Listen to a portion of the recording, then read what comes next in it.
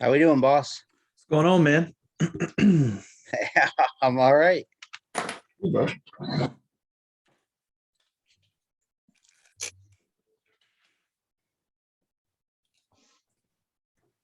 All right.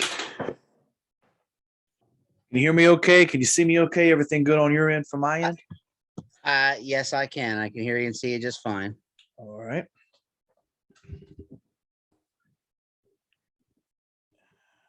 Let me know whenever you're ready to go. We'll get this thing going. I'm ready. Okay, cool. One question. I was wondering how long you been podcasting? I have been doing this, let's see, about 4 years. Oh. I started this the year after I graduated high school. So 2017 is when I started it. Nice. So, man, how about you? How long have you been doing yours? We started in May of 2020 during the pandemic. Okay, so I'm pretty sure you're in just like a swarm of mini podcasts that happened during the pandemic, though, right? Probably, yeah. Probably, It was like a, yeah. But it was just supposed to be a bunch of guys sitting around talking wrestling, and it turned into something else. Yeah, man. So thanks for joining me and here with me right now, guys. Which this is pre-recorded, Al, so don't have to worry about anything. Anything you need edited out, I can. I usually don't, but if it's pre-requested, then that's something we can work with. But with me right now is Al Amey from Around the Turnbuckle Podcast.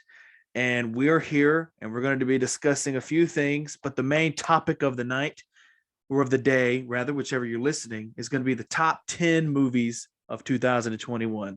Al, I appreciate you being here, brother. Thanks for having me.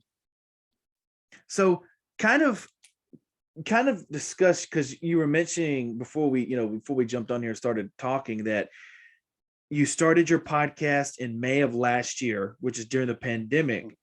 Explain the kind of the reasoning behind that. Was it just a passion you've always wanted to do? Yeah. When I grew up and when I graduated high school, I had aspirations of broadcasting, right? And I wanted to be maybe be on the radio or something to that effect, but it never kind of panned out. And then next thing you know, I had a kid and I had another kid and I had a wife, and things took a turn and I never went back to school. So fast forward to the pandemic, where we had a little more time on our hands, and my true passion is professional wrestling. And I've been a fan of professional wrestling for over 40 years. And my buddies and I talk about it all the time. We have a group chat where we talk wrestling like almost every day. So that grew to an idea about doing a podcast for about a year. And then when the pandemic hit, we launched it in 2020. It was just supposed to be a bunch of guys sitting around talking about wrestling, but it turned into us meeting guys on the independent scene and interviewing guys from all over the world, even Switzerland, guys from all over the country, and even our biggest claim to fame, we interviewed Hall of Famer Stevie Ray from Harlem Heat. Wow. From WCW days, and that interview was done in October of last year. So, I mean, we were really excited and happy to get him, but since then we've dialed it down a little bit and pretty much stayed local with and where I live in Pennsylvania, and I interview mostly Pennsylvania, New Jersey, New York guys, but right. Yeah. What's cool about, because you guys are relatively a small podcast, and I'm not meaning that in a bad way. I'm meaning this because I'm going to come because I'm the same way. I'm a relatively small podcast, I hit a small pocket. It's not like I'm hitting millions and millions of people a week, even though that's the goal. I want to do that.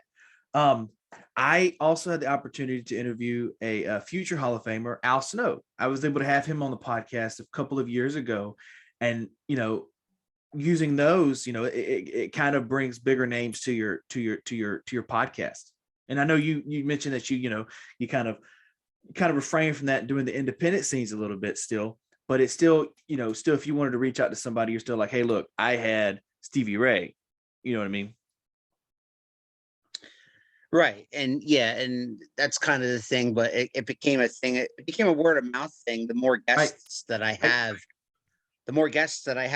they tell their friends, they tell their colleagues that they wrestle with.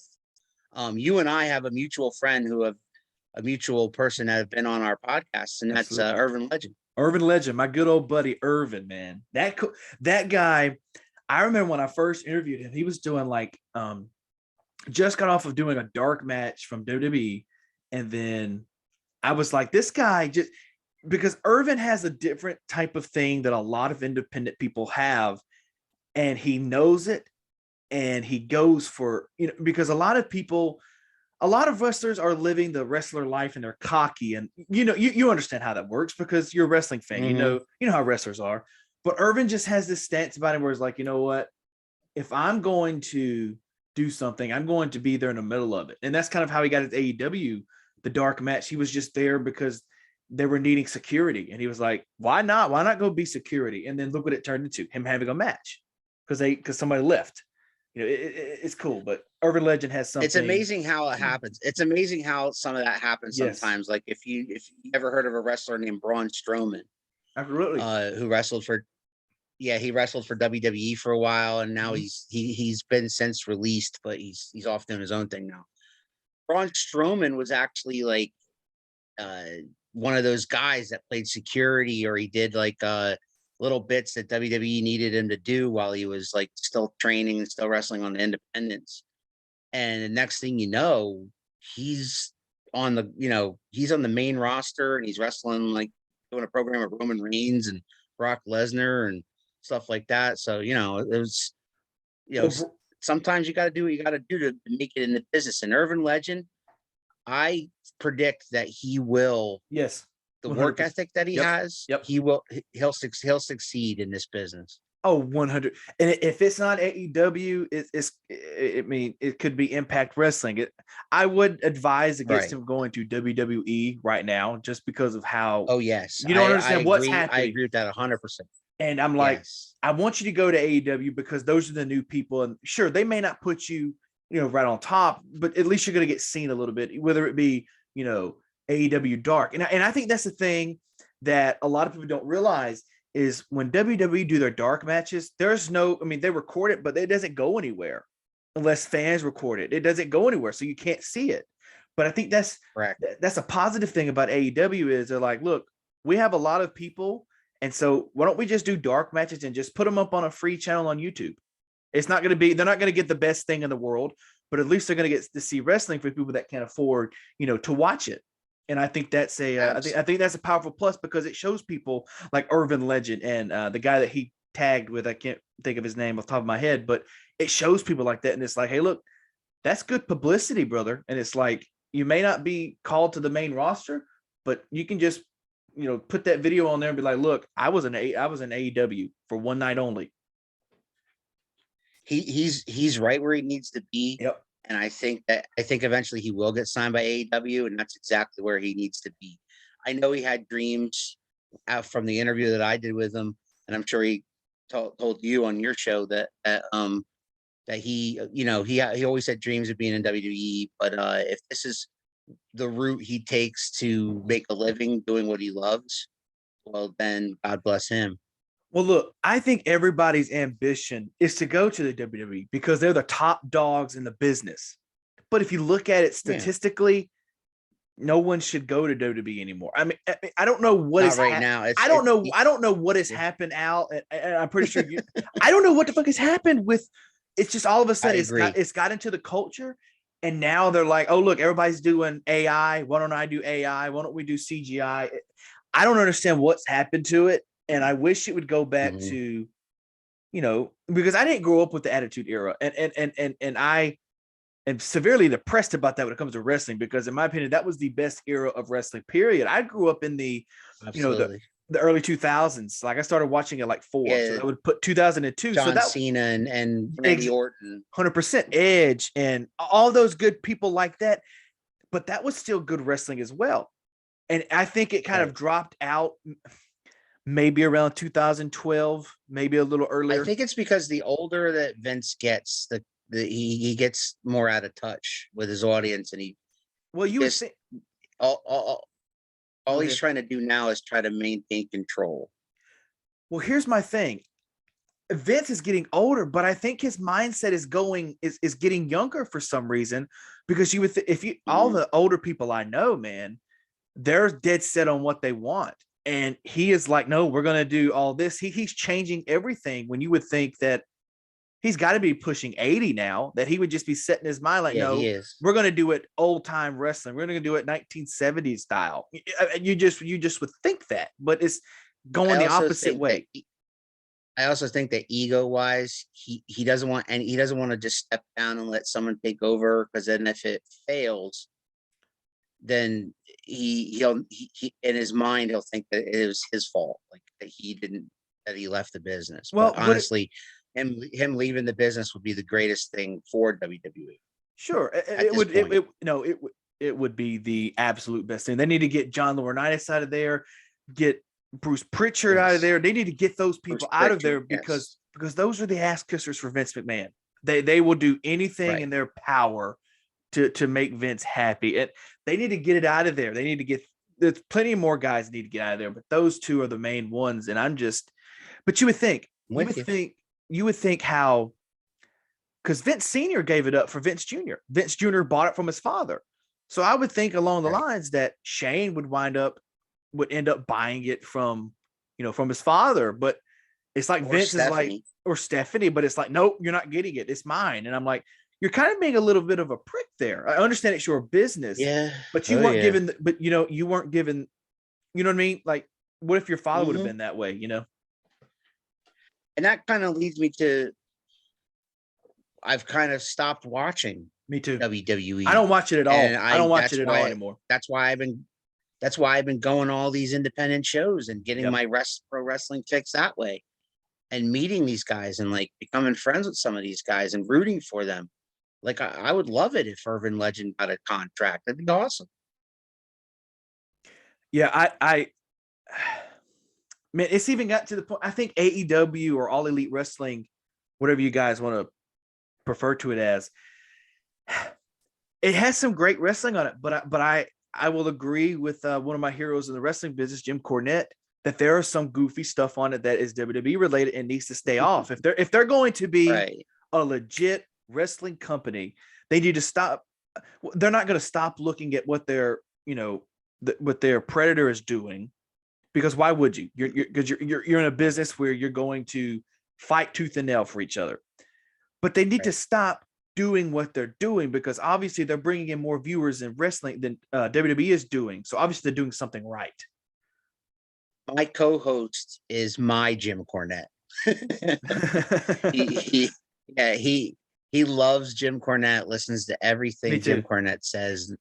And Jim Cornette, my opinion of Jim Cornette is, Jim Cornette eats, breathes, and sleeps that business, and he knows it inside now.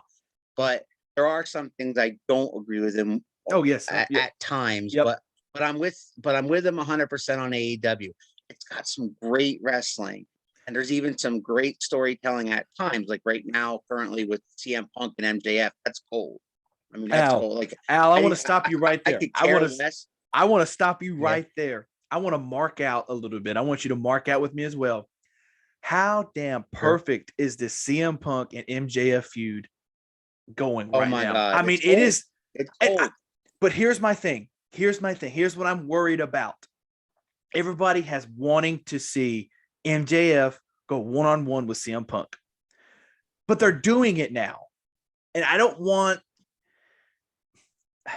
to me, that was one of the things that I was like, oh man, they're going to wait a long time to do this. But they waited 4 months to do it. And I'm like, because if this happens, because I think you have to get MJF you have to get the win over CM Punk because here's where I'm going with it. It could happen, and I think it should happen because if you're going to build a heel, you need to do it with MJF, or they could put it to a draw. Something has to happen where I don't know. I was going for all this to say I don't know. I want it. Well, listen. Go ahead. Listen, CM Punk is there, and you don't know how long he's going to be there. Right. You don't know if he's going to be there wrestling for a year, 2 years, 3 years. So the fact that he's only been there 4 months and they've already put him with the top heel in the company, it screams to me that, you know, he I don't even think he knows how long he could go. Yeah. You know what I mean? So they're going to get out of him as much as it possibly can. See, I thought he was going to come in. He would make appearances. He would have like a Brock Lesnar type deal where he'd wrestle like 3-4 times a year. He's on every damn Wednesday night. Every week, every single week. Right. So I didn't expect that, but that's great. I'm glad we get to see him not only just come out and talk, but he comes out and wrestles. So MJF, I tell you what, MJF is so good at being a heel, at selling to the crowd. The stuff that promo was one of the best promos I've heard in wrestling in 20 years. Yeah. It was amazing. Yeah. It was one of those where, because I see people all the time, they're complaining, why did they bring WWE into it? They didn't have to bring them. And I'm like, but do you see what it did for them? It was the way it had to go that way. It would not go any way else. And they did it. I can't believe Tony Khan gave them 20 minutes of just non-scripted material. And I'm like, let me tell you something. Awesome. You go the whole 120 minutes right now. I will sit here and can you imagine if they do that? Because they gave Punk, what was it? 35, 40 minutes when he debuted. And I remember when that happened, that was damn speculation. That was not proof that Punk was coming in. You know what I mean? It was all Punk is coming on this one. No, you don't know that. And then when it happened, man, I remember watching it and just crying because it was just, you never thought it would happen again. WWE screwed over Punk so bad that he just started to hate wrestling. Right. And to see him now with MJF, like I said, go ahead. By the time it was over, I actually wanted to see that match. The promo did its job. Like, if I'm a guy that's a casual AEW fan, like I don't watch every Wednesday, but like I'll catch it if I see a match that I want to see advertised. I'll watch just that match or something like that. I won't watch the whole program, but like that promo, I'm like, okay, I want to see that. And that, so it did its job, man.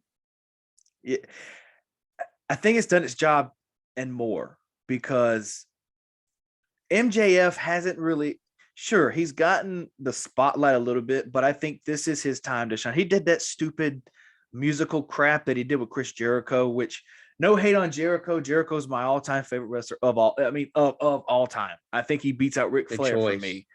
But what he's doing in AEW, he's hitting some kind of middle-aged syndrome or something because it's not good what he's been doing lately. Like in a pat of orange juice with Orange Cassidy, but what we saw with MJF and Jericho was okay. But I think now we're actually going to see MJF be given a little more leeway because CM Punk doesn't give a flying F what you say, because he easily is going to have a comeback that's not scripted. He doesn't care what he says. So that's where I stand with. I think it's going to be an authentic wrestling match, something we have not seen in a very long time. Yeah, a lot of build up to it, and that always helps. You know, like people talk about, and this is before your time, but one of the greatest matches of all time was Randy Savage versus Rick Steamboat, WrestleMania 3.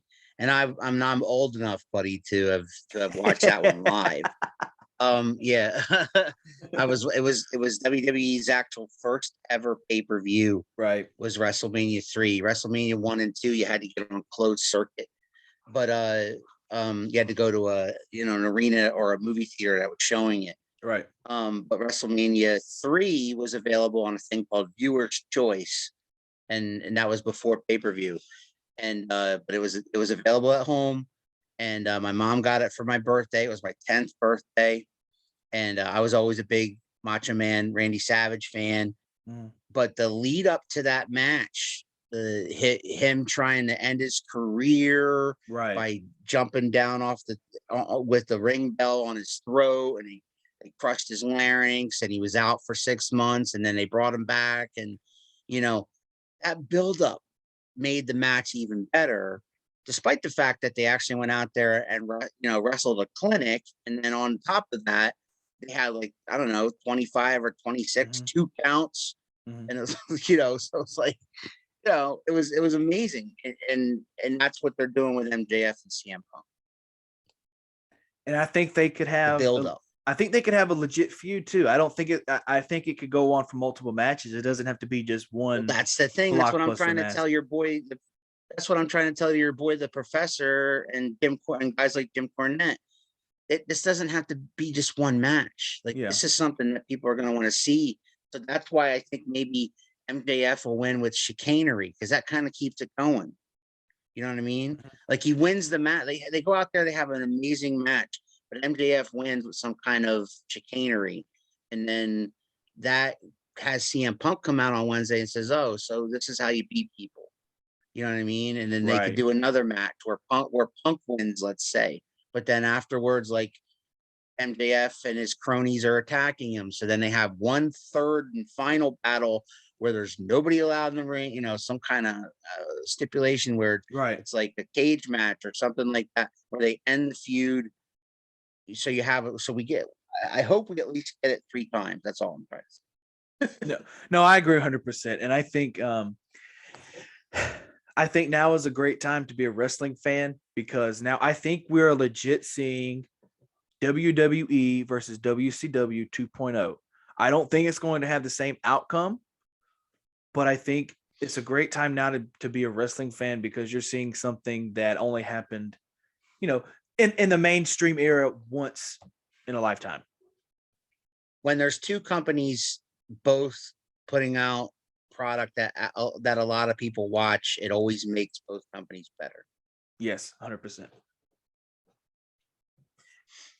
Well, man. So, go ahead. Yeah. Well, I know you probably want to switch topics, but before I say that, I'd like to tell everybody how they could watch Around the Turnbuckle if they want. If they're go ahead. Absolutely. Wrestling. Absolutely. So if you want to watch Around the Turnbuckle, or it's on live, we live stream. That's so we can have fan interaction. They actually comment in with their questions and their comments. So we live stream every Sunday night at 6 p.m. Eastern. So it would be 5 p.m. Central. And we are available on the YouTube channel 2M1L Media. 2M1L Media. Yep. All right. That's our YouTube channel. We have all our prior episodes are there. If you subscribe to the channel, you get notified when we go live. A little notification bell, and you get notified when we go live, and then you can comment and ask questions to all the wrestlers on our interviews. This week we have a guy from this Sunday we have a guy from Tennessee. And on December 26th, which is the day after Christmas, we have the aforementioned Urban Legend. Oh, so you guys having him back on? I'm having him back on because he kind of hinted to me that if I wait any longer to have him back on, I might have to pay. That's what he said. That's what he told me. I was like, we couldn't make our time go, and I was like, what about a couple weeks? He goes, man, I'm giving you a free interview now. He's like, it's not going to be like that in the near future. And I'm like, you know what? And I appreciate it. Right. I appreciate him coming on to the utmost. If he's listening to this, Irvin, thank you from the bottom of my heart for coming on a day after Christmas, because I know that things are going to be, changing in 2022. And I wish you nothing but the best, brother, if you're listening to this right now. Dude, so you guys do video, you guys do YouTube. I want to know, just 2 hours ago, I got hit with a copyright claim, but I didn't play any music. I didn't show any type of videos. Do you know what I got hit with a copyright claim from? I was drinking out of a Mickey Mouse cup, drinking water, and it showed it for like half a second. And dude, Disney claimed that podcast episode quickly. And I'm like, are you serious? It was like 0.2 seconds. Like, it was crazy. Insane, right? And I'm like, Disney will copyright anything that you have. Like, it's not, you can't, there's no way around it. I don't see how people, I hear it. I don't see how people will like react to like the new Spider-Man trailer and will not get hit on all the copyright platforms. I don't see how that happens, but they get around it.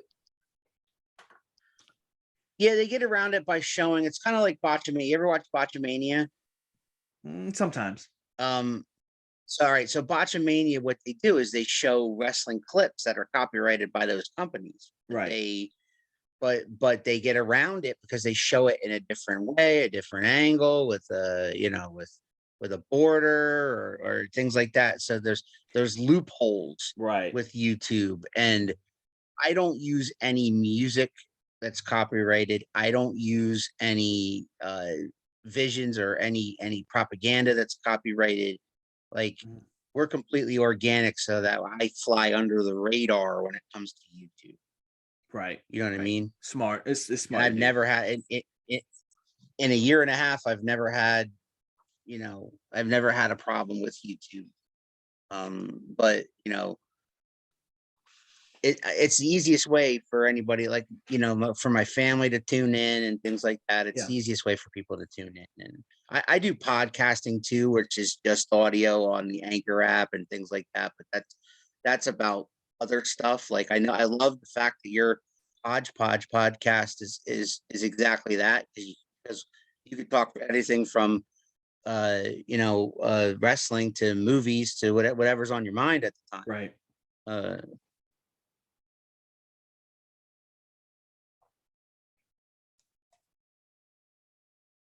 Hello?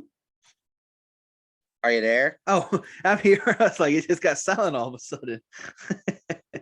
Yeah, no, you broke up for a second, but okay. I'm like, I'm literally right next to my Wi-Fi, my router. So I was just making sure. No, I didn't lose you. No, we're okay. So, man, look, guys, go check out 2M1L Media on YouTube. I will put the links to all the Instagram, all that stuff. I'm going to put it in the link of the podcast description box. You can just, tap the little icon, what the episode's about, and it's going to be right there in the bottom, all the links. And on the YouTube, all the links are going to be there as well, Al. So you don't have to worry about that for you. I'm going to get it all taken care of for you. So the big thing we're here for, man, is I'm a big movie critic, and I know you are as well. That's why I'm getting you on here. We're going to do, for the first time in podcast history, my podcast history, we're going to do the top 10 movies of the year. And I know you were mentioning to me, we were messaging this morning. So I figured out a way that we're going to incorporate all your questions that you had about this. So here's how this is going to go. We're going to give first, we're going to give our top 10 movies. You can go 1 to 10, 10 to 1. I don't care how you do it. Then we're going to give out our honorable mentions. And then after their honorable mentions, we're going to give out our most anticipated movies that have yet to be released. All right. Because there are go ahead. Well, because my honorable mentions are like my list. I have a top 10 list that I came up with. Right.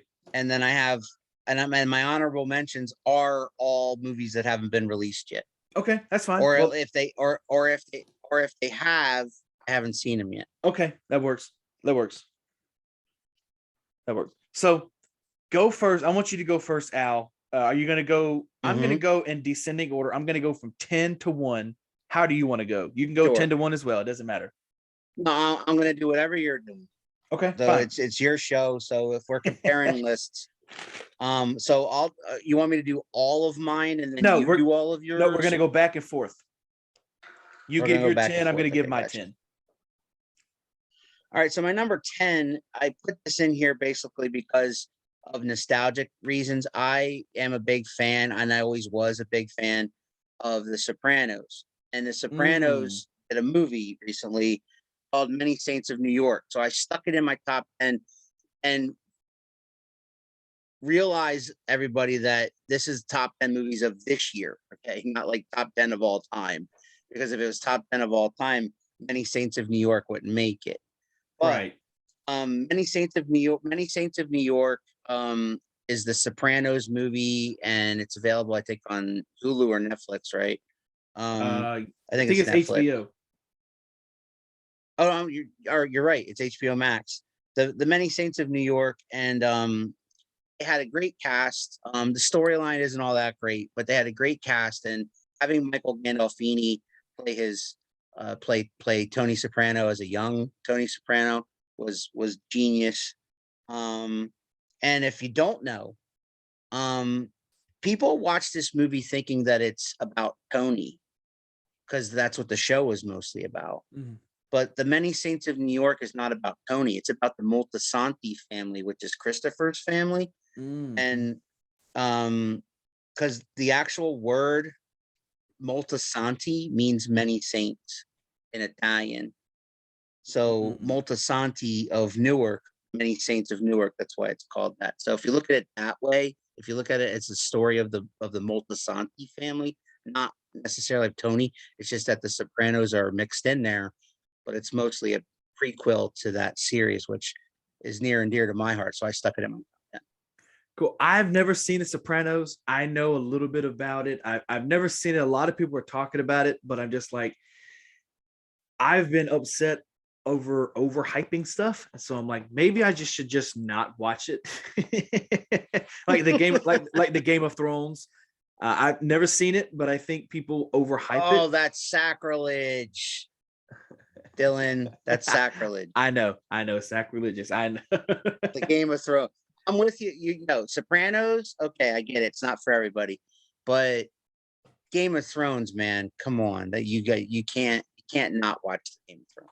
Yeah, but isn't it like there's like 12 seasons of that stuff, isn't there? And you have to like pay attention to No, every single detail. there was 6 seasons,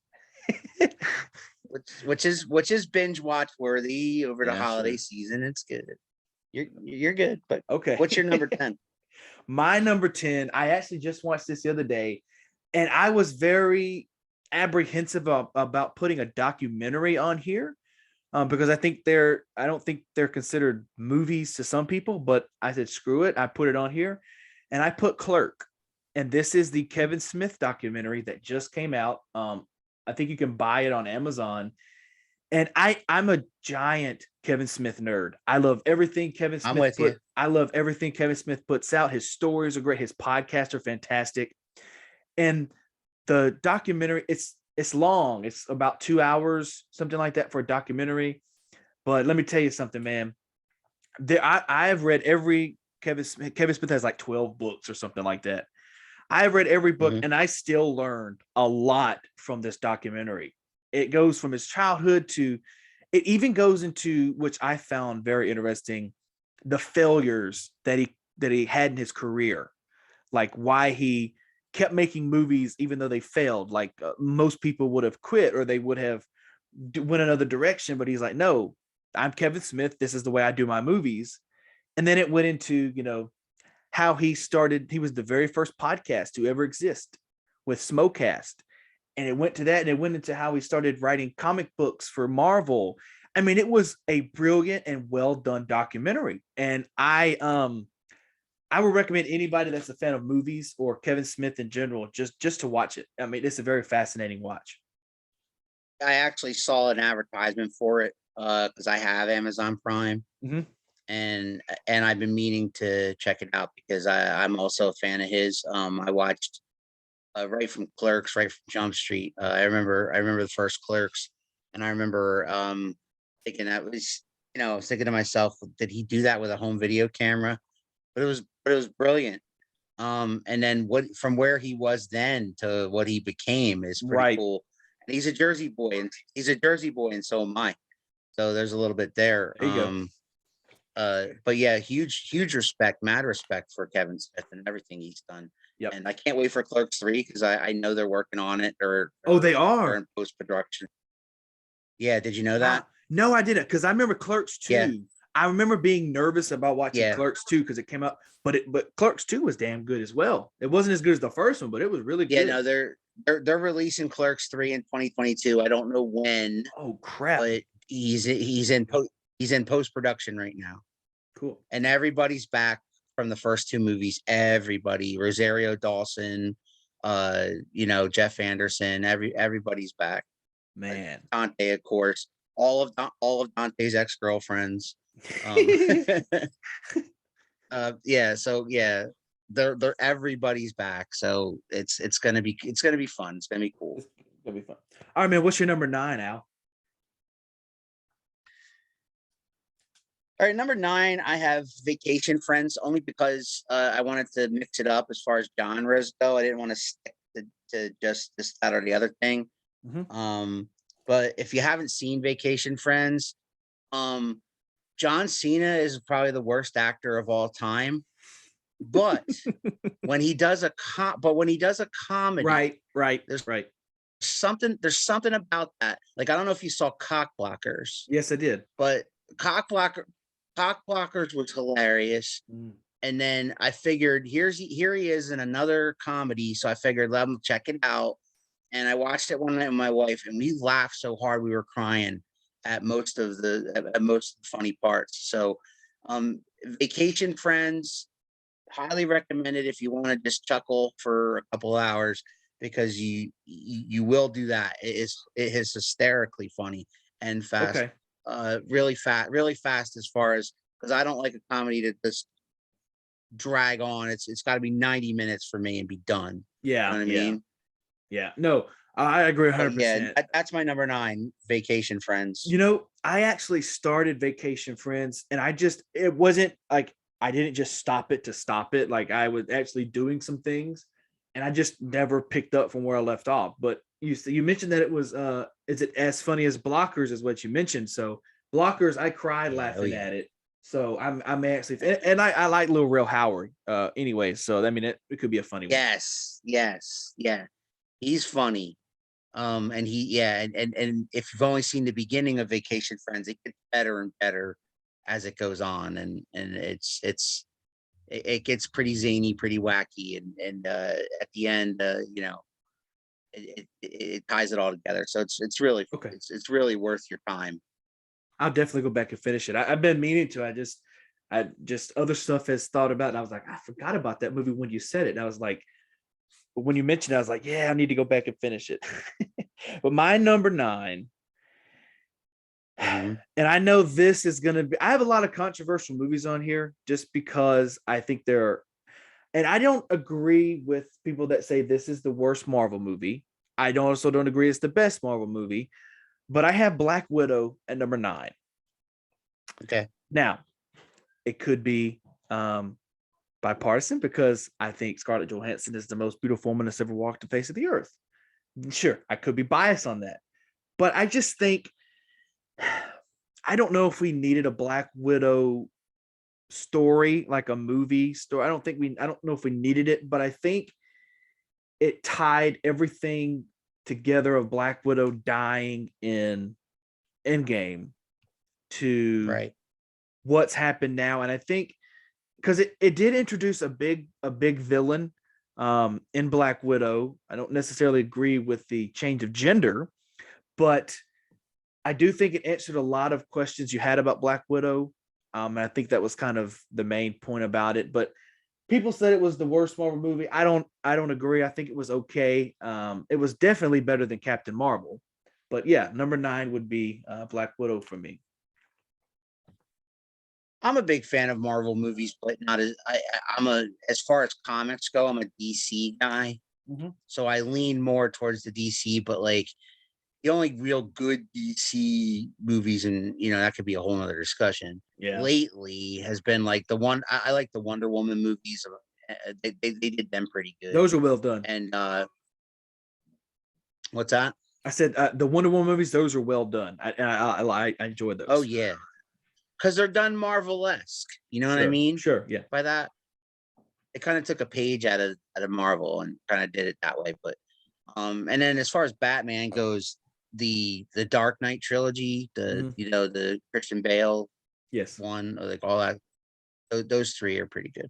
But my number 8 is Malignant, and because I'm a horror film guy. Me too.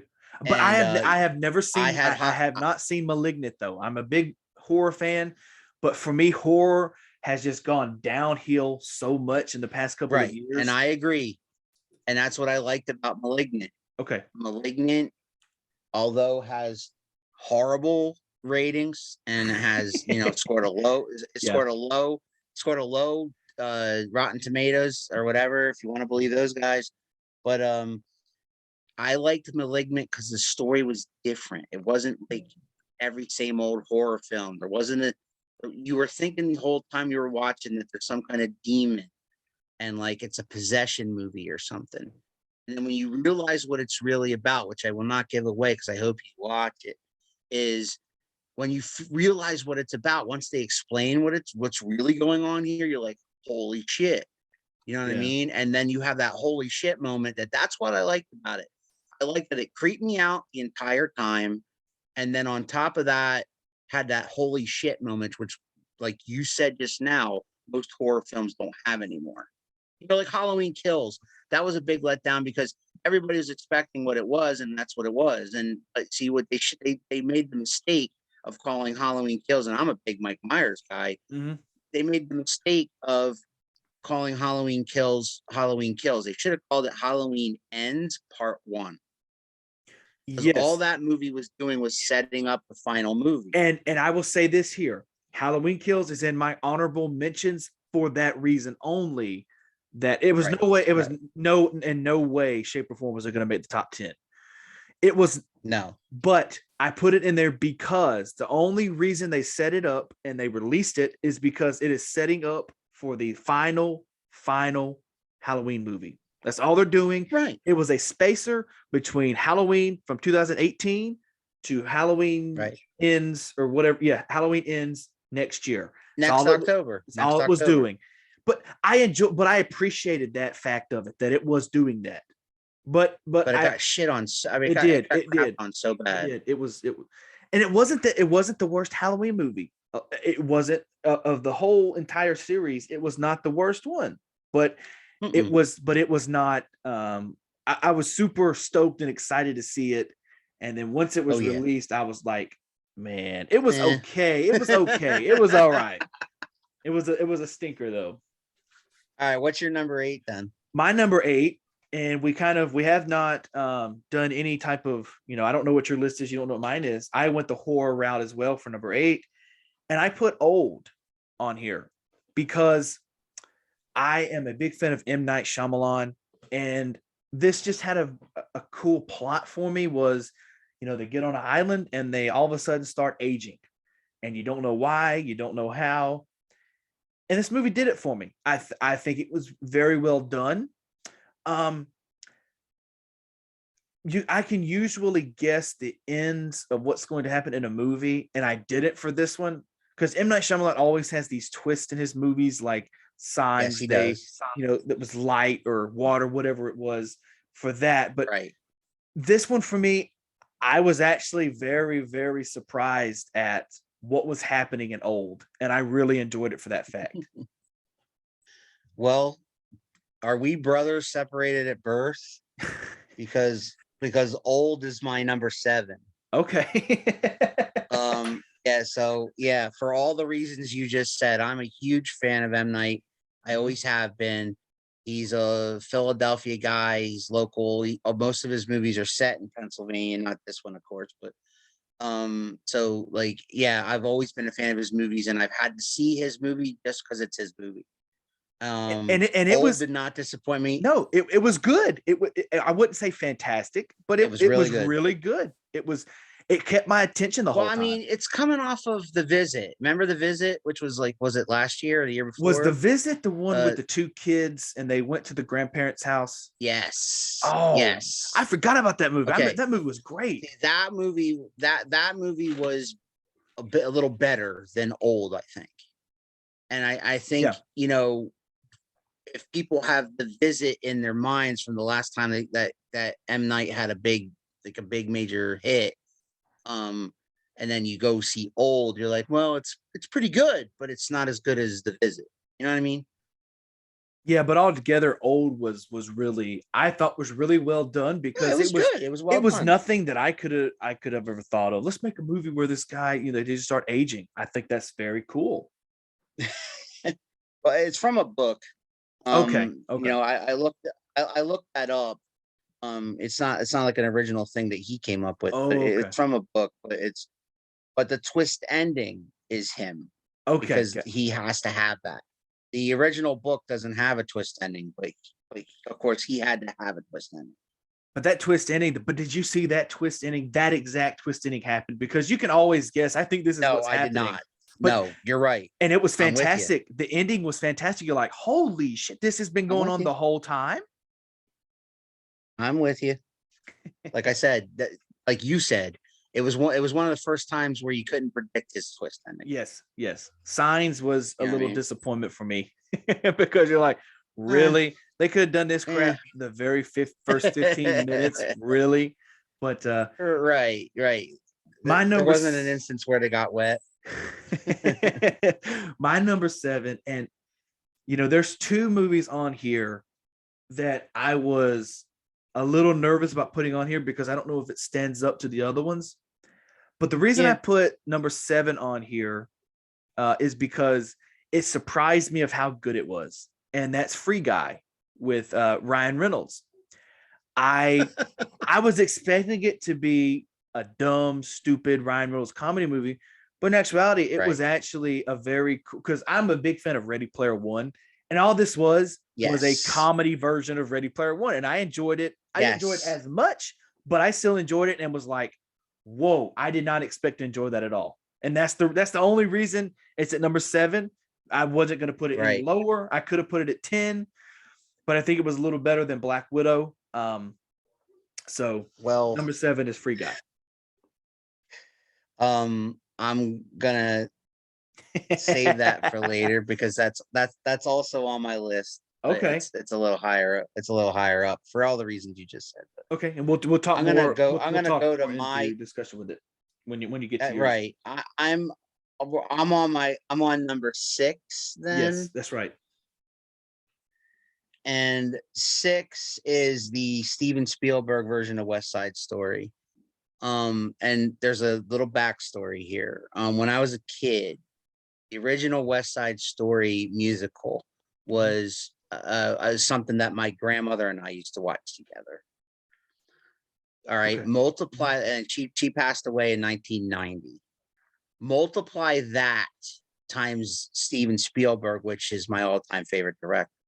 Mm-hmm. And everything that he does, I have to see it because it's Steven Spielberg, and he's getting older, and he picks and chooses his thing. And the reason why he did West Side Story is because it's his favorite musical. He's never done a musical in his life, and he did it so good that you're like, man, like that's how West Side Story should have been back in the 50s when it first surfaced as a movie, because it was a Broadway show before that. But so I had to stick it in because it was done so well, and it was done this year, and so I had to put it in my top 10 because of that reason, sentimental reasons. I have never seen West Side Story, the original, and I didn't even know. I didn't know that this was coming out. I thought it was already out. I thought it was coming out. I didn't know that it was already out because I had seen the trailer for it, but I didn't watch it. I have a buddy who can, get me kind of stuff that, before it comes out. It literally was released. It literally is supposed to be released on December 10th. Okay. All right. But I have a friend who, right, like I saw Halloween Kills about a week before it came out. I did too. I got in because I do movie reviews on my podcast, and so I got in with a production company, and I get sent movies all the time. And so I sometimes see them early, or sometimes, what really irritates me is I don't get the Marvel movies at all. And so that ticks me off because I got to pay money to see them, go to the theaters and They're watch harder. them. They're way much hard. harder. Something like West Side Story is under the radar, so Sure. it's easier for me to get. But I had talked to a buddy of mine who's like a musical, like I'm not into musicals per se, but he's into like musicals, like he's a musical like statistician kind of guy, like he knows the ins and outs of every musical ever made and stuff like that. And that ties into one of my other movies on this list. But anyway, West Side Story, I told him months ago that I can't wait until the West Side Story comes out with Spielberg, and he goes, "Well, I'll get it for you as soon as I can," and he did. And I literally watched it last weekend. So I had to stick it in my top 10 because you had just asked me to make my top 10 list. I was like, "Well, wow, that's going in." Yeah, mine. So I stuck it in there. So now, what's your number 6? I'm sorry. No, you're okay. My number 6. A lot of people will not agree with this. People thought this movie was terrible. I thought this movie was brilliantly done. This could have easily went to number 4, number 3. But I put Finch. That's the new Tom Hanks movie where he is the last man on Earth, him and a dog, and he creates a robot to keep him company, and they kind of are surviving and going to the Golden Gate Bridge because that's where everybody is surviving at. I thought it was brilliantly done. Anything Tom Hanks does, despite the plot of the movie, Tom Hanks gives 115% of anything he does. And this movie was, I've already watched it 3 times. I have enjoyed it that much. I mean, it's a weird and wild story, and a lot of people wouldn't. And Rotten Tomatoes hated it. Everybody is hating it, but I love the shit out of it. I was at the end of the movie. I said, "Damn, I'm gonna I rewound all the way to the beginning, and I rewatched it. I was like, this was brilliantly done. Haven't seen anything like it in a long time. It was kind of." Don't know if you've seen I Am Legend with Will Smith. I have, but it was kind of that, but with the robot.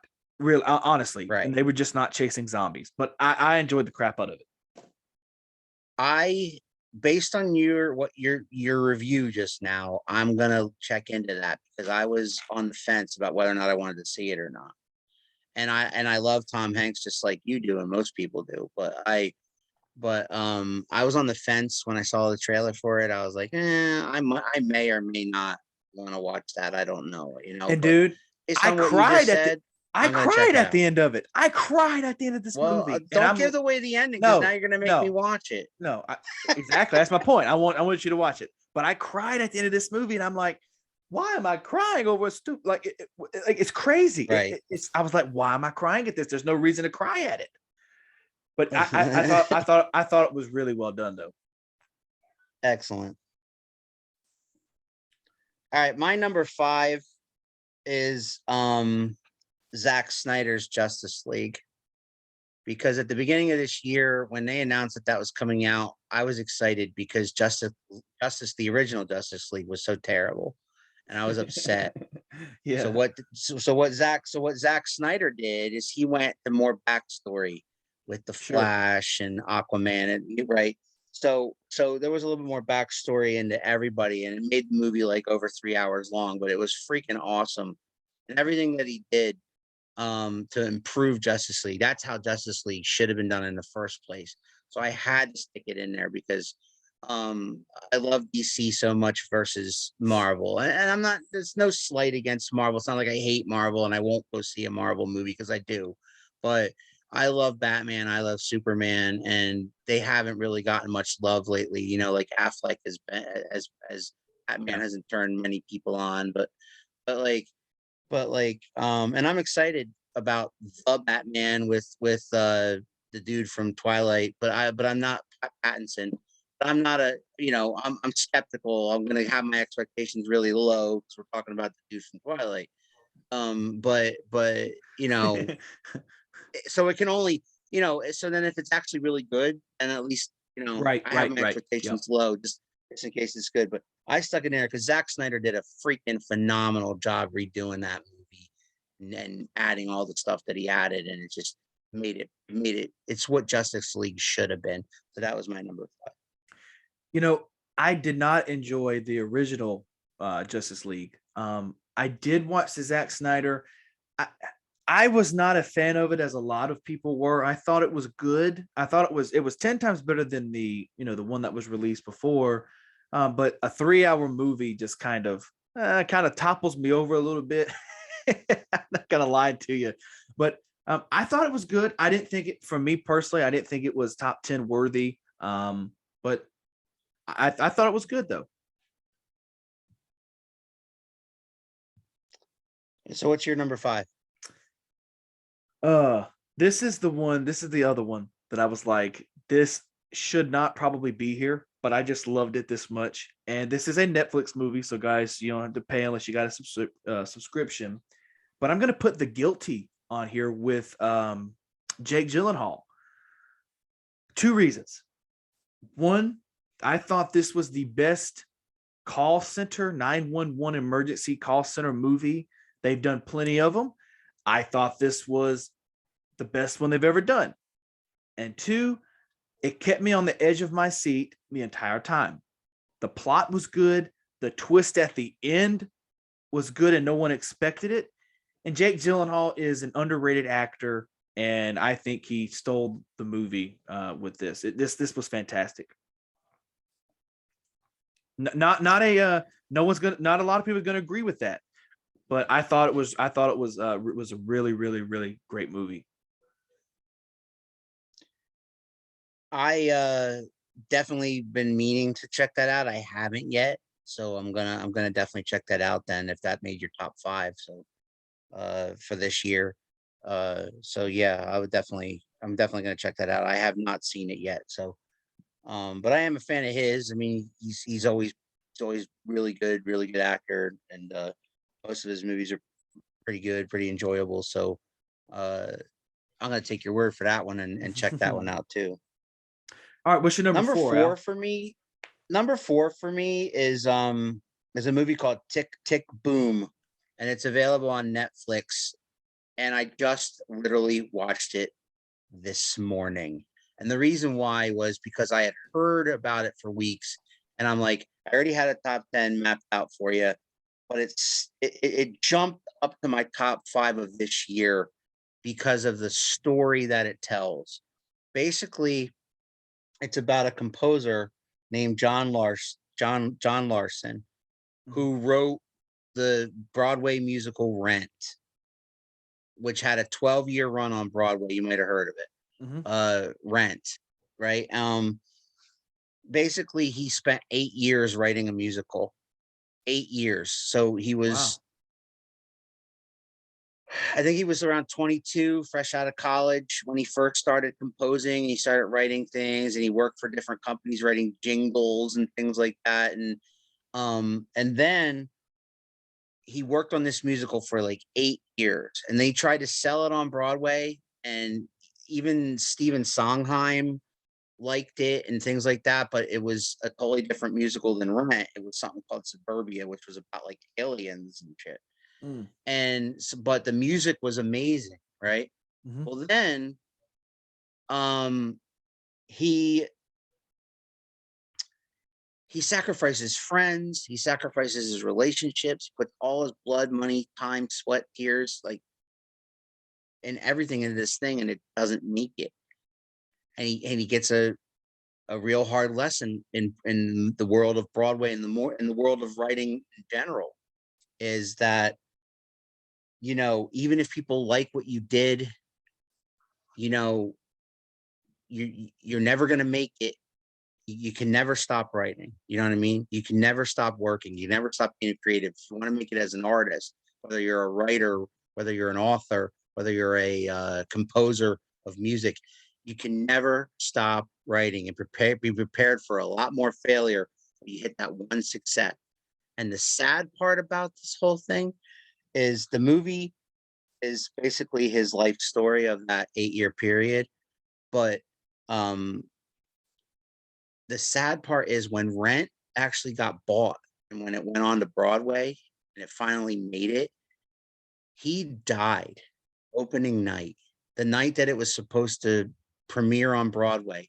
He was actually the day before was getting ready to attend the premiere, and he literally died that morning at the age of 36. Wow. He had what's called he had what's called an aortic embolism, which means the main artery that goes into your heart separated from his heart, and he bled to death inside. So this is a true story. I have not seen it. I know it's on Netflix. I know it's got Andrew Garfield in it. It's a true story. Yes. Spider-Man. Yes. Wow. Yes, so it's a true story. It's that good though. True story. I have heard it's good, but then it's a musical. It's amazing. But you know what? I believe you that well, much. You see, when you because I've been on the fence about it. But I think I have some spare time tonight. I think I may check it out tonight, actually. Dylan, you will not be disappointed. And they couldn't do it not being a musical, because if you're going to make a movie about a composer of musicals, kind of has to be a musical. Okay, well, let me ask you this: do I have to? Like, I understand Rent. I've never seen they made a movie about it. I've never seen that, and I've never seen the play. Do I have to know that to know the story? Not at all. Okay, so it's okay. Not at all. Okay, cool. If you never met this guy before, if you don't know who John Larson is, by the time you watch that movie, you'll know who John Larson is, and it's a true story. I'm always a big fan of movies based on true stories. Like one of my favorite movies of all time. One of my favorite movies of all time that I've watched 100 times or more is Goodfellas. Mm-hmm.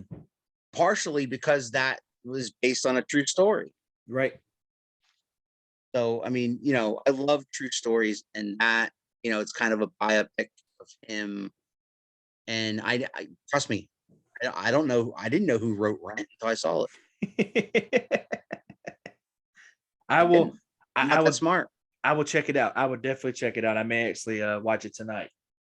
But I'm going to take your word on it. I will take your word. I will take your word on that. It's good. I've heard. I've heard it's good. You're going to be texting me. You're going to be texting me when you're done, saying, "Oh my God, that movie was awesome." Okay, I'll take your word for it. It was that good.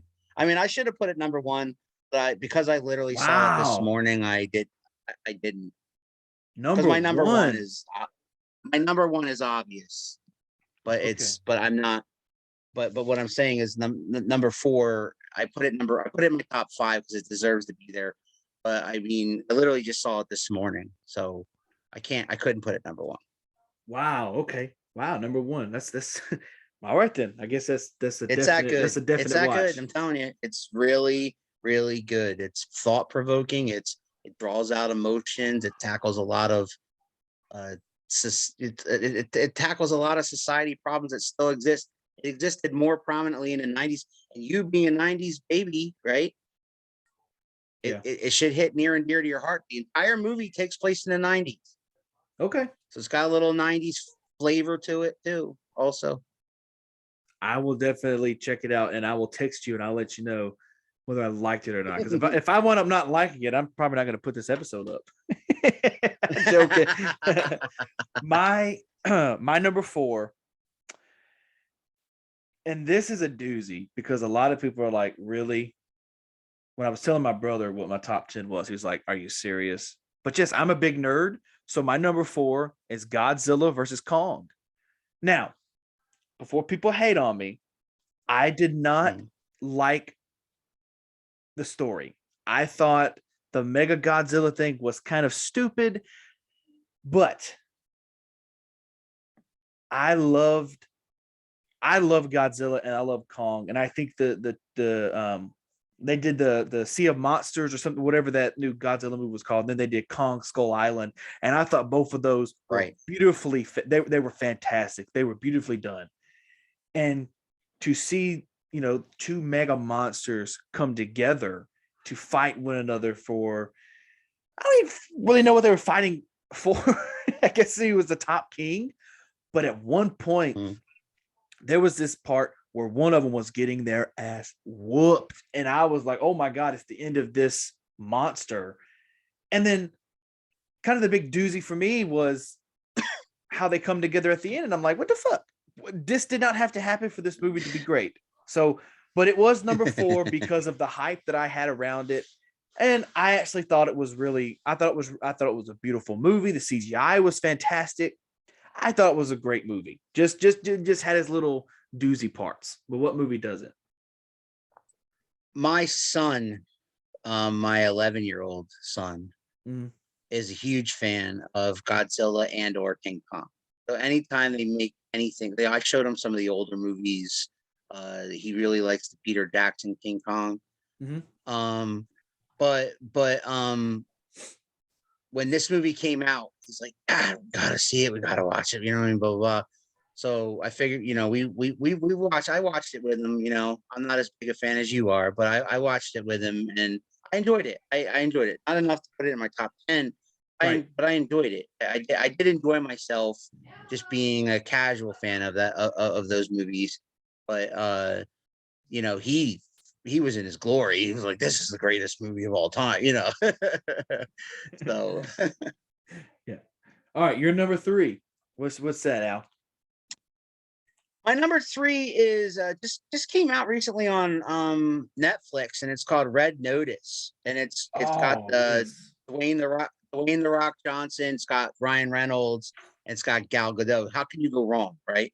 You have The Rock, you have Deadpool, and you have Wonder Woman all in the same movie. So come on.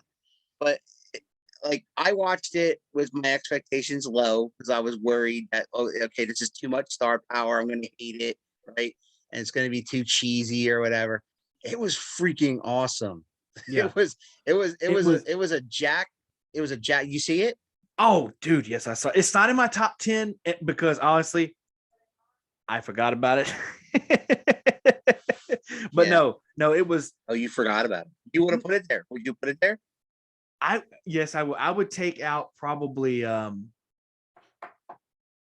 would take out The Guilty and probably put Red Notice at 5. Honestly, but once you mentioned it, I was like, damn, I forgot. I'm always that person I forgot Red Notice. that will forget it.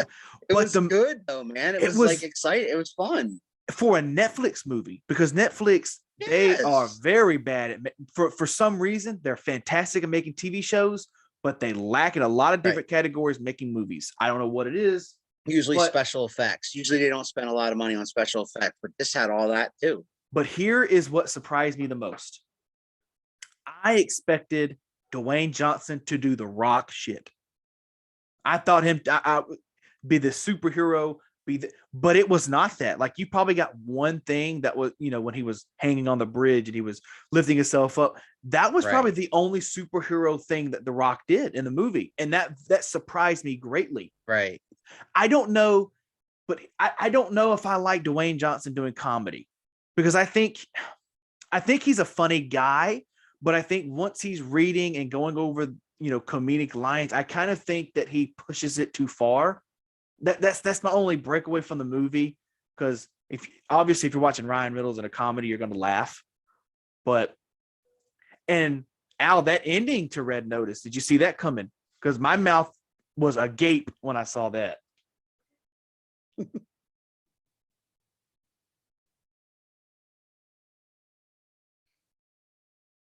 Hello, Al. Are you there? Yeah, I'm here. Okay. You faded in it. You faded in and out. But okay. What was the last thing that you said? Oh, I had asked if did you see the ending of Red Notice coming? Because when I watched it, my mouth was agape. Yeah, no, absolutely not. You kind of saw one part of it, right?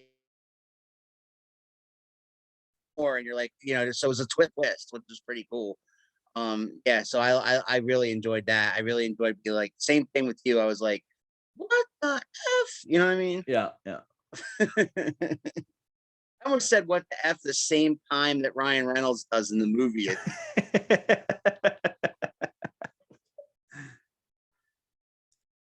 So yeah, so that was my number 3. What's your number 3?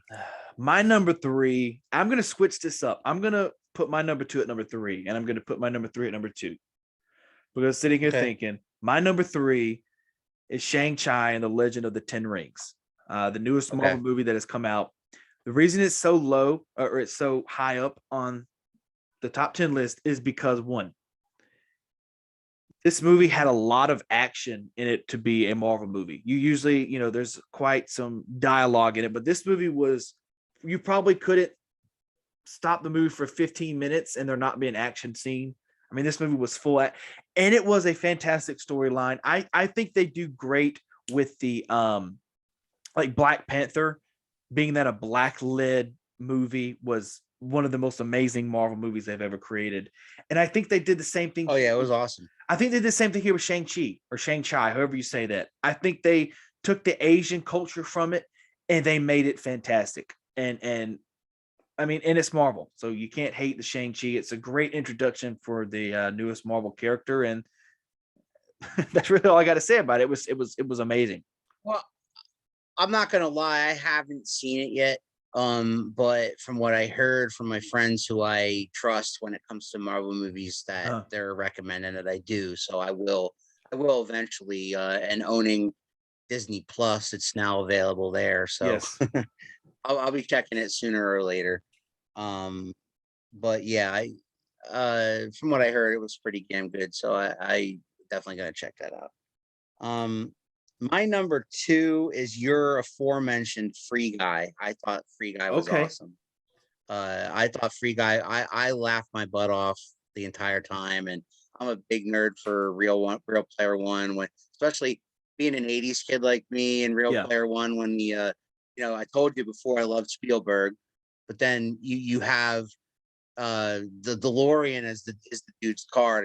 That's won me over, right? I saw the DeLorean and the Zemeckis cube, you know what I mean, and all this other stuff. I'm like, dude, this is. I was going crazy that whole movie, and then Free Guy was kind of like that. Like you said, it was a real funny zany version of that. So it was like, just give me some more, give me more, So it was awesome. Free Guy was fun. Free Guy was just a good time, like you just watch it, you just have a good time, and you get all nostalgic and goofy about it. But yeah, that was my number 2.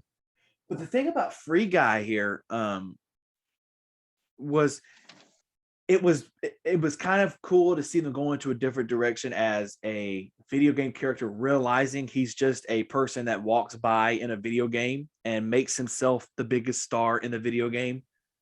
Right. And it's actually a playable, like, he puts the glasses on and he actually turns into a playable character that he's, redefining the game, and they're thinking there's a virus in the game. Was brilliantly done. Was fantastic. And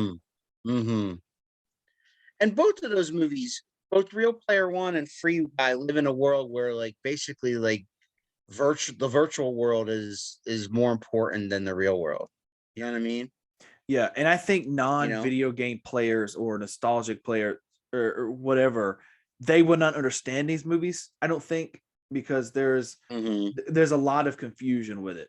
Like, I remember a friend of mine, he was like, I do not see how you liked Ready Player One. I was confused the whole time. And I was like, well, you don't really play video games. You don't know a lot about the 90s.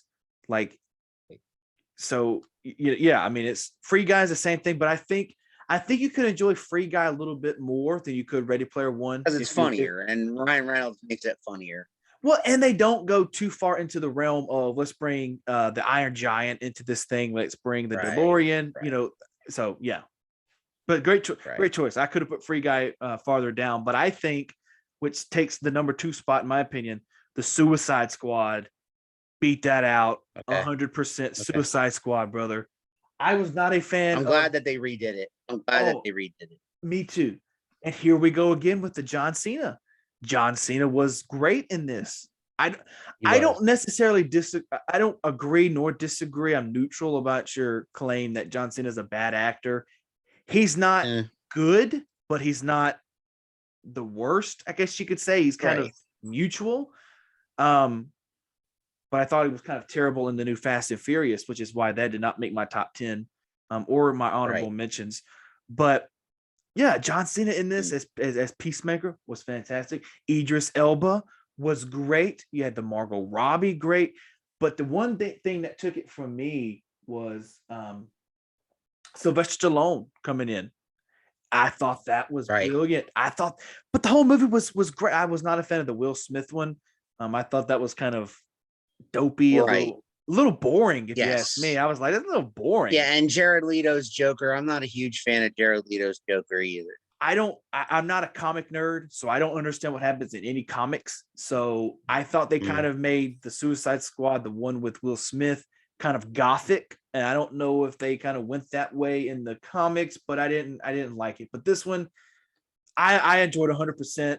At the end of the movie, I was like, damn, that was a good DC movie.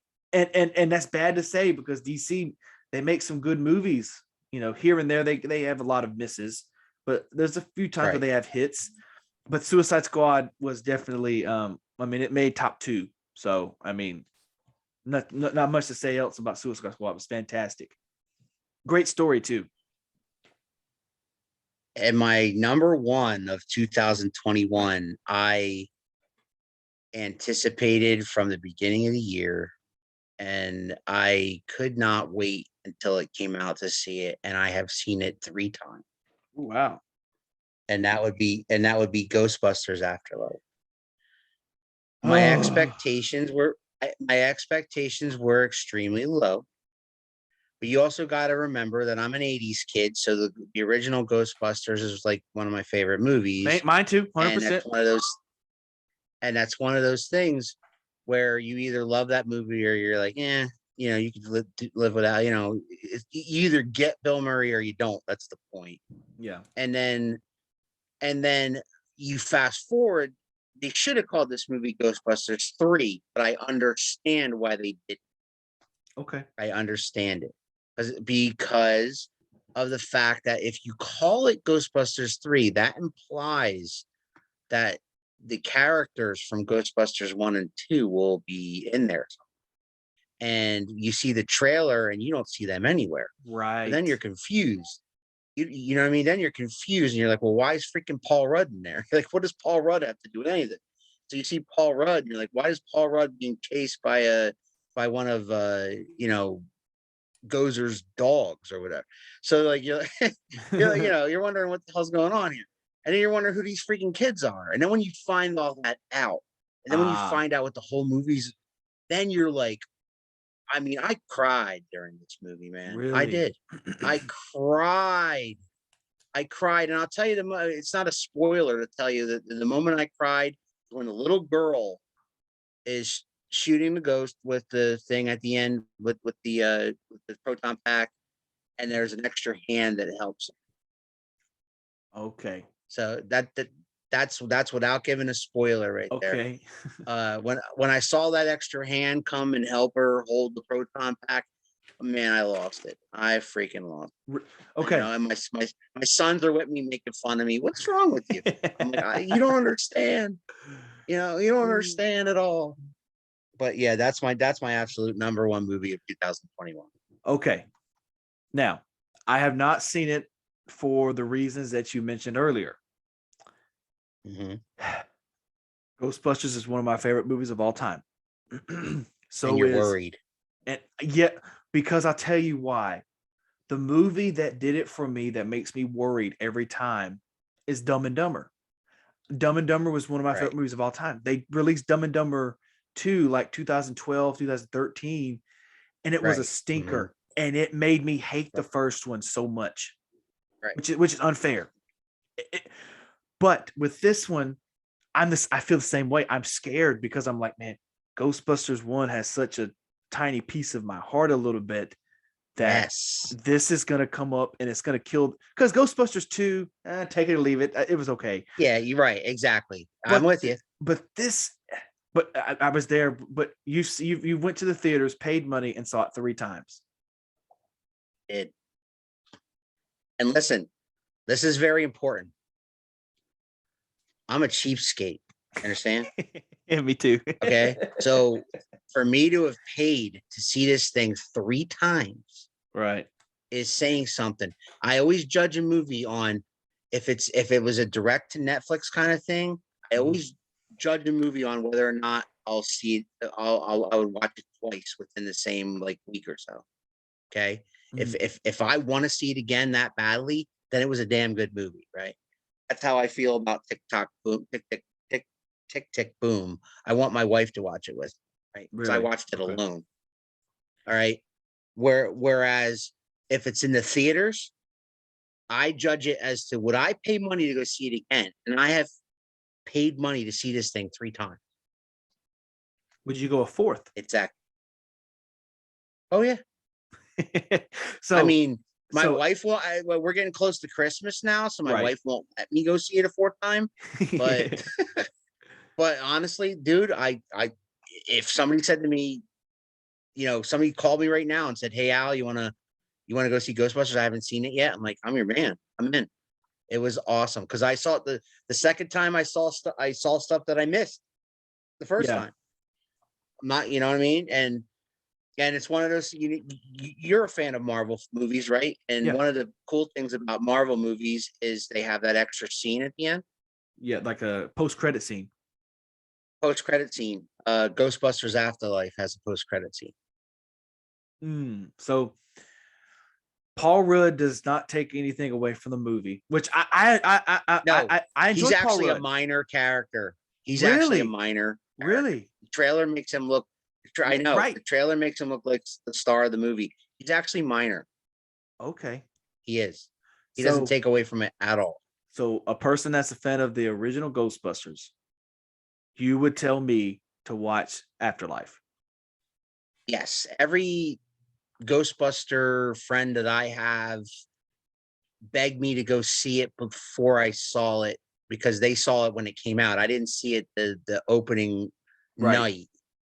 And that night I got text message after text message after text message saying you need to see Afterlife because I was just like you. I swear to God, I was like, no, because after what happened with the one with the women, and no my respect to goodness. them, they're all 4 of them are funny girls. Like Kate McKinnon, I love Kate McKinnon. All right, but That was a all of bad them, movie.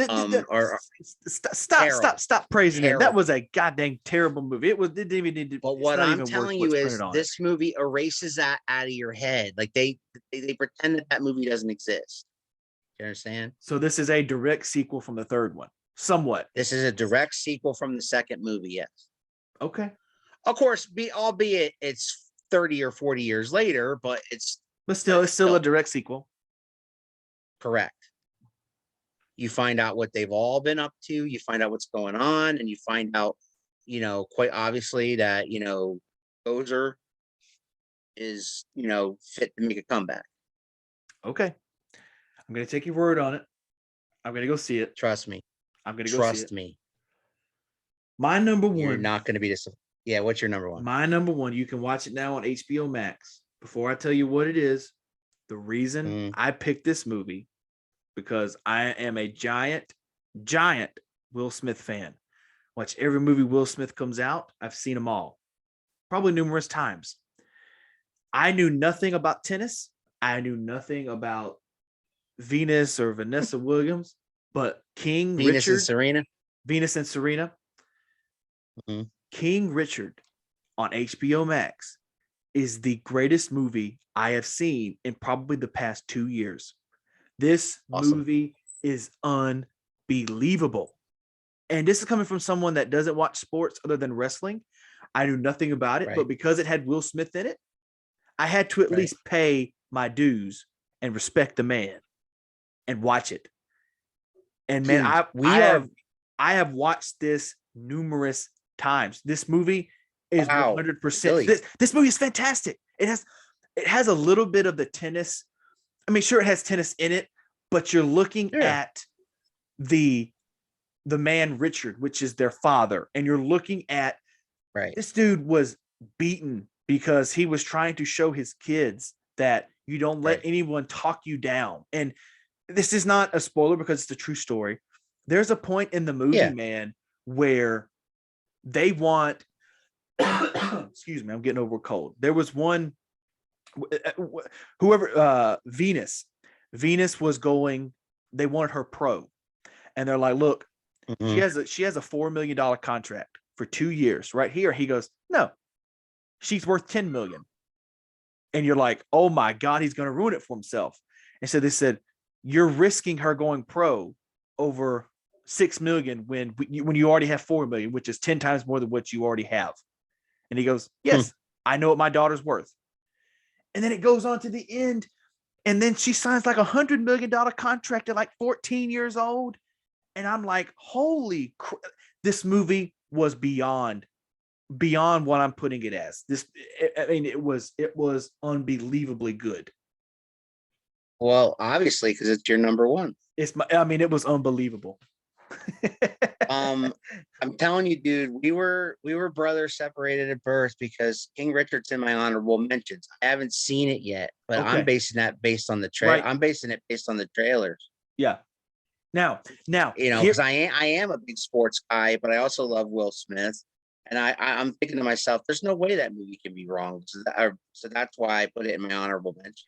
Now, I will say something. The trailer does predict this movie to go a different way. When I saw the trailer, the reason I wanted to watch it was because it made the father, Will Smith, look like he abused his children. That's the way the trailer makes it, that puts it off. If you don't know nothing about sports, you wouldn't know that.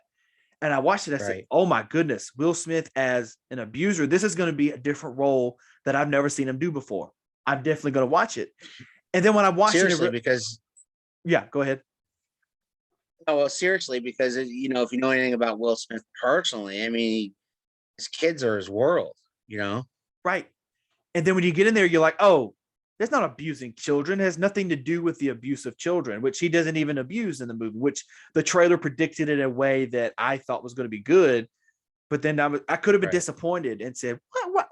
But then it took over and I was like, wow. Because it's almost 3 hours long. It's like 2.5 hours, which breaks the breaking point for me. I think a movie should be like 100 minutes, maybe an hour 40, hour 45. But I was planning on watching half the first night and probably the half the next day. But I ended up watching the entire movie that night just because it was that good, it had my attention that much. Awesome. I'm going to check it out then. All right. So now what we're going to do, I'm going to take my honorable mentions out of here. And I'm just going to do, since your honorable mentions is movies that you're excited for, you haven't seen yet, I'm going to do that with mine. And so the movies that I'm most anticipating to watch that I haven't seen that's either have been yet released or I just haven't had time to watch them. Yes. Go first. Oh, you want me to go first? Yeah, sure. Go first. You let us off. Well, my first and foremost is Matrix Resurrections. That's on my list. I cannot listen. If you go see Ghostbusters Afterlife, they have a full trailer of Matrix Resurrections. Now, and it makes me want to see it even more. Now, here is my problem. I want to see The Matrix because I enjoyed the first one, 2 and 3, and this is where I get a little bias here. 2 and 3 are kind of the same exact thing the first Matrix is. You don't have to watch 2 and 3 because it's the same thing. My problem is the fourth one going to be a reproduction of 2 and 3 and just be the same thing the first one is. That's from what I saw with the trailer, no. Okay. Because it takes it in a completely different level. Because anybody who's seen the Matrix trilogy, and that's the thing with the Matrix trilogy, when you're comparing part 2 and part 3 to part 1, you got to look at that particular trilogy as one whole 3-part movie. Sure. Does that make more sense? It's kind of like Back to the Future. Most people don't like Back to the Future 2 and 3 as much as they do part 1. All right, most people. There's people that go nuts because part 2 they go to the future and whatnot. But if you look at Back to the Future trilogy as one 3-part movie, then the entire thing is awesome.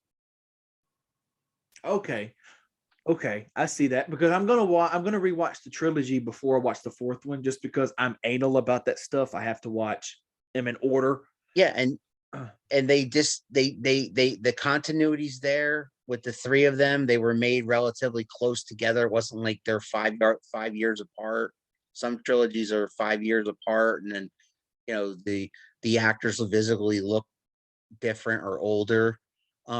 They made all 3 Matrix movies within like 2 or 3 years of each other, Right. like combined.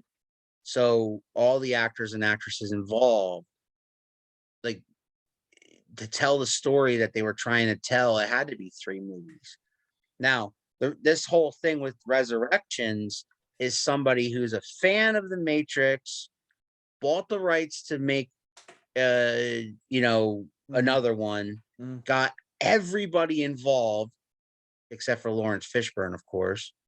Got everybody involved, got Keanu Reeves in, got the girl that played Trinity, I forget her name. Got everybody involved, and then you're thinking to yourself, well, you see them in the trailer and you're like, well, wait a minute. At the end of part 3, like, they're both dead. So how the hell is that? Well, it's called Resurrection, so I guess you're gonna figure that out. And then the stuff that they show, like, they gave you just a little bit of a taste of the special effects and different things that they got going on in it. And I'm like, man, this is gonna be cool. This is gonna be fun. You know what I mean? And I know that's opposite of what I said about Ghostbusters, where I was so scared to see it, but then once I saw it, it was great. My expectations are too high for the Matrix. Okay. Now here's why I put it in honorable mention. Here's my question with the Matrix, the new one. We all know Lawrence Fishburne is supposedly not a part of it, but do you think they're doing a secret Marvel thing like they do? Do you think Lawrence Fishburne is actually going to be a part of it, but they're just keeping it away from you? Because maybe, but the trailer that I saw, I mean, he's nowhere to be found. Okay. The Matrix was on mine. I mean, if it's hush hush, I don't know. But the Matrix was on mine, which is the Matrix Resurrections. The only it comes out on Christmas. So you've got 20 days to watch the first 3, which you can watch all 3 in one day. I mean, they're not long. But yeah. The only other one I have on my most anticipated movies to watch. And I have to put it here, brother. Is Spider-Man No Way Home. Yeah, that's on my list. Ooh, boy. It's on my list. I just finished Spider-Man 3. I'm on the Amazing Spider-Man right now. I'm watching them all back to back. So you're leading your way into it. Yes, I am, because I full-heartedly believe Tobey Maguire and Andrew Garfield are in this movie 100%. Oh yeah, they are. I don't know that for a fact. No, I don't know that for a fact. But here is where I go at. Marvel is going to have a hand up their ass if they fail the fans. If they have portrayed it and they're not saying they're in it, but they're not saying they're in it. If that makes sense. Okay. They're not saying no, they're not in it. What they're doing is they're playing with you. People that think Tobey Maguire and Andrew Garfield are going to show up in the final trailer, which I think is dropping next week, are absolutely out of their minds. They're not going to show up. Won't. They're not going to, because what's the point? This is going to put butts. It's much more fun to be like, what, you're going to get that wow moment if they don't show them at all, if they make you think they're not in them. Yes, it's going to put butts in seats. But here's the thing. If they don't put them in there could be a riot against Marvel fans. I think 100%, because it's kind of like the CM Punk thing. There was just speculation. And if there wasn't, that Chicago crowd was absolutely going to go nuts. And I think it's the same way here. I think it's, dude, I half expected, I was watching that live with my son because we were told or led to believe it was going to be in Chicago and there's going to be CM Punk. And when that music hit, I still didn't believe it until he walked out. I actually thought they'd do a thing where MJF would come out to that music. Because how much of a dick heel move would that have been in Chicago to come out to Cult of Personality? Holy hell. I mean, he would have been booed worse than any guy ever in the history of wrestling. There probably would have been back in the day where fans drew guns at the heels. They would have rioted. I mean, it would have been crazy. He would have got a beer bottle stuck in his head. But no, I full-heartedly believe. I'm not saying this for sure. I don't have no insights. I'm not that big, but I'm just saying they have to be in this movie. It makes sense that they're in this movie because why is the Green Goblin in it? Why is Doc Ock in it? Why is Lizard? There has to be Sandman. Sure, they don't have to be in the full. I think they said the movie was going to be like 2 hours and 45 minutes, which is fucking long as crap. But you kind of wonder if it's the last Spider-Man for a while. Then not that they won't. Well, you know what they're doing, don't you? Did you hear the news? What they're doing? They signed on for 3 more Spider-Man movies, and what the original plan was, and I think they're actually sorting this out now. With Holland, with Tom Holland. The original plan, and I think they're doing the original plan was to have the first 3 movies of Peter Parker in high school. The second series, or the next 3, was going to be him in college, and the final 3, which there's going to be I think there was going to be 9 total, was going to be the final showdown of Spider-Man as an adult and Peter Parker, and you're going to see the twists and turns of how he finally went from high school to a full-on superhero. And I think that's what they're doing because they signed on for 3 more with Holland. So I don't know, man. I have not bought my tickets yet. Hopefully they're not, because I live in such a rural area of Mississippi that they're not selling out. They're not selling out. Right. So I will be able to see the movie because the crazy thing is I was looking at, times they're playing the Spider-Man movie on Thursday at 2:00 in the afternoon. They expect it to be that giant. And I'm just like, if I have to, I would go see a 2:00 movie on a Thursday. It's also opening on Christmas weekend too, right?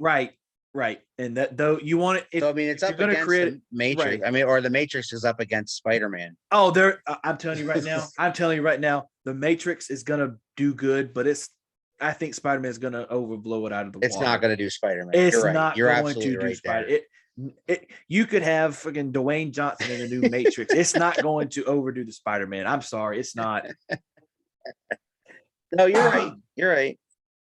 All right. So you have any more on your anticipated list? I have one more honorable mention, and it's I seen a trailer for it, and you got to understand that I'm a big, huge fan of Al Pacino. Okay. And the guy's going to keep acting until he's dead. It's come to that point now. It's like Robert De Niro. Right. And so he's in a movie that's out at theaters right now. I'm not going to go see it. I'm going to wait until it's available to see it at home. I'm skeptical about it, but at the same time, the trailers that I've seen, I actually do want to see it. And that's called The House of Gucci. Oh, that's with Lady Gaga. With Lady Gaga playing that title role. The stories that I've heard about Gucci was when she was damn near a mob boss, right? Businesswoman who, basically was ruthless and powerful and amazing, and I saw a mini thing, like it was one of those mini vignettes about the making of the movie where they talked to Tino, where they talked to Gaga, where they talked to Penelope Cruz, who's in it also, and it made me want to see it more because they're like, oh my God, it's everything about a movie that you like. It's a popcorn movie. It's everything about a movie that you want to entertain you for a couple of hours. It's in this movie. So it's like they had so much fun making it, and it's loosely based on a true story from the real Gucci, and but it's and Gaga is becoming a pretty damn good actress. She's obviously one of the greatest artists in the world as far as her music goes. But like, I saw the movie, I saw the what A the heck Star was Is that Born. movie with A Star Is Born with Bradley Cooper? That was pretty. She was pretty damn good in that. Mhm. And so I mean, the trailer that I saw and everything like that, I was like, they had a full length trailer before Ghostbusters, and I was like, man, you know what? I want to see that. I do want to see. So I put it on my honorable mention.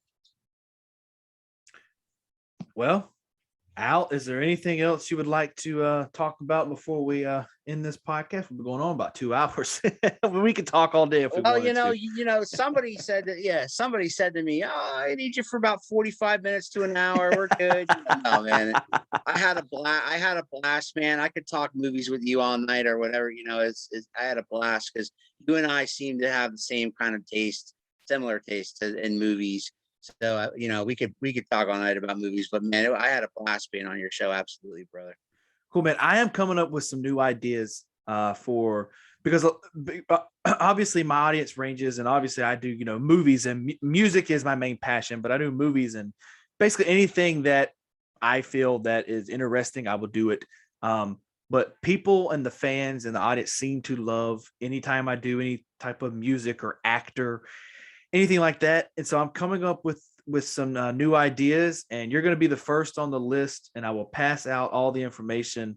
I was thought about doing the best nostalgia movies of all time, stuff like that. And I think you would be a good pick to do a couple of these in the near future. Oh, anytime, man. Anytime, man. I love talking movies, and once upon a time in a prior life, I was a movie critic. I think if I could get paid to go to movies and then and people worry about my opinion, like they used to with Siskel and Ebert, Right. that would be a dream job too. I mean, I mentioned before about being a broadcaster, but man, being a movie critic, that's dream job number 2. Yeah. I'm also planning on doing some wrestling stuff, and so I'm going to get you. I think I'm going to get Irvin back on. We're going to be chatting about AEW, doing some reviews, and so we'll get you back on in the near future, brother, and we'll work something out. But look, man, it's been a blast. I appreciate you doing on this. Thank you. And I apologize for the hour that said we're going to do it. We went on almost 2. So. Nah, man, it was great. It was great. I had a blast, brother, and I wish you nothing but the best with your podcast and whatever you want to do. And I hope you have if I don't talk to you between now and then, I hope you have a happy Christmas and happy New Year as well. Brother, all the same back to you. I wish you all the luck in your YouTube 2M1L Media. Again, all that's going to be in the description. I'm going to get with you. It's going to go up next week. Not this Monday, but the next Monday. And I'll get with you before that and get all the information. You can send me all the links. And so all that's going to be in the bottom of the description box on YouTube and in the podcast. But Al, appreciate you, brother. All the same back to you, brother. Much love. Thanks, man.